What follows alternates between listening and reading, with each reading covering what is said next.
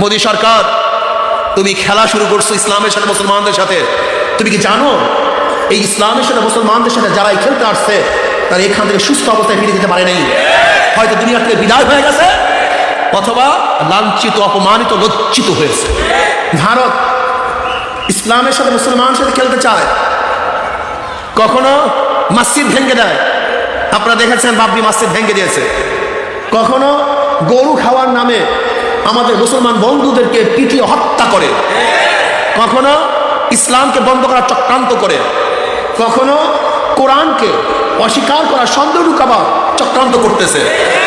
এতে মুসলমান দুর্বল হয় না, বরং মুসলমান শক্তিশালী হয়। মুসলমান কি হয়?